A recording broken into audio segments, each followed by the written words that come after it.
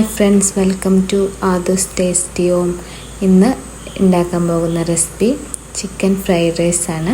അപ്പോൾ നമുക്ക് വീഡിയോയിലോട്ട് പോവാം.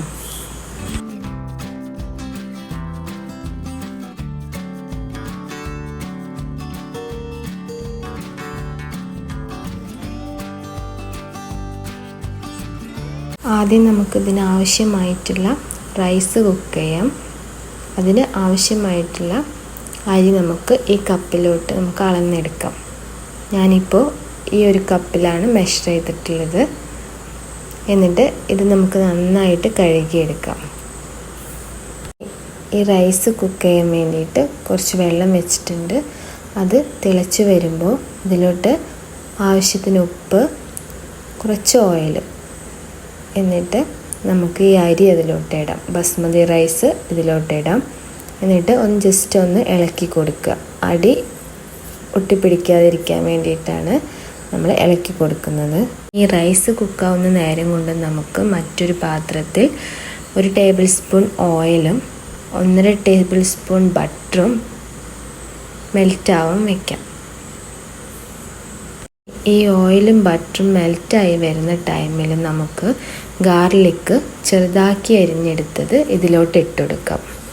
ഇനി വെളുത്തുള്ളിയുടെ പച്ചമണം ഒന്ന് മാറുന്ന ടൈമിൽ ഇതിലോട്ട് കനം കുറഞ്ഞരിഞ്ഞെടുത്ത സവാള, carrot, beans, cabbage, green peas ഇവയെല്ലാം ഇട്ടുകൊടുക്കാം.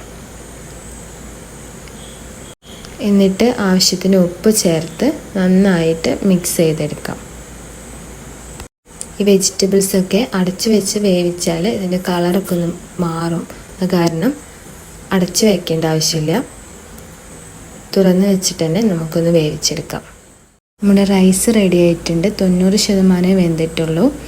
അത്രയും വെന്താൽ മതി. ഇനി നമുക്കതൊന്ന് ഊറ്റിയെടുക്കാം. ഒരു 3-4 മിനിറ്റ് മതി വെജിറ്റബിൾസൊക്കെ ഒന്ന് കുക്ക് ചെയ്തെടുക്കാൻ. ഓവർ കുക്കായാൽ അതിൻ്റെ കളറും മാറും. പിന്നെ ഓവർ കുക്കായി പോവുകയും ചെയ്യും. അത് കാരണം കുറച്ചൊന്ന് വേവിച്ചെടുത്താൽ മതി.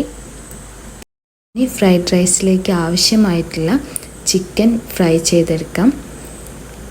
ഇതിനായി എല്ലില്ലാത്ത ചിക്കൻ പീസ് നമ്മൾ എടുത്തു വെച്ചിട്ടുണ്ട്. അതിലേക്ക് ആവശ്യത്തിന് ഉപ്പ്, Kashmiri chilli powder, soya sauce, 1 teaspoon soya sauce നന്നായിട്ട് എന്നിട്ട് മിക്സ് ചെയ്തെടുക്കുക.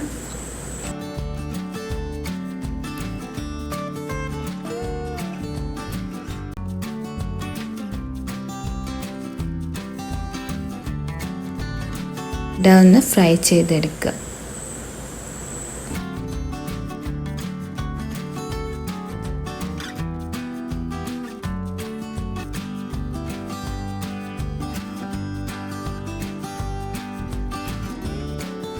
ഇനി വെന്തുകൊണ്ടിരിക്കുന്ന വെജിറ്റബിൾസിലേക്ക് വെജിറ്റബിൾസൊക്കെ ഒന്ന് മാറ്റിയിട്ട് നടുവിലായിട്ട് മുട്ട പൊട്ടിച്ചൊഴിക്കുക. അതിലേക്ക് ആവശ്യത്തിന് ഉപ്പ്, കുരുമുളക് പൊടി, എന്നിട്ട് നന്നായിട്ടൊന്ന് അതൊന്ന് ചിക്കിയെടുക്കുക.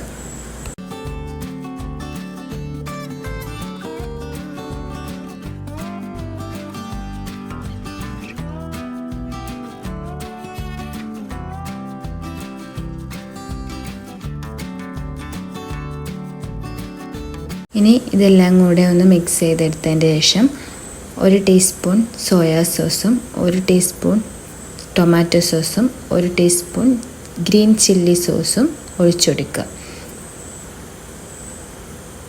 സോയാ സോസ് എന്തായാലും ഇതിലേക്ക് ഒഴിച്ചു കൊടുക്കണം. അതിലാണ് ഇതിൻ്റെ ടേസ്റ്റ് ഉള്ളത്.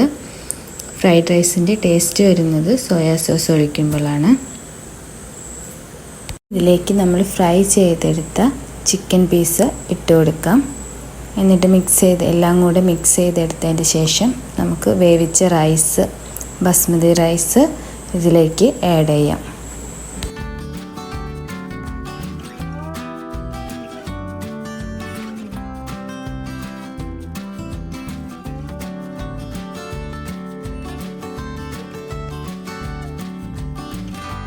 മെല്ലെ ഒന്ന് റൈസും ഇതെല്ലാം കൂടെ നന്നായിട്ടൊന്ന് മെല്ലെ മിക്സ് ചെയ്തെടുക്കുക.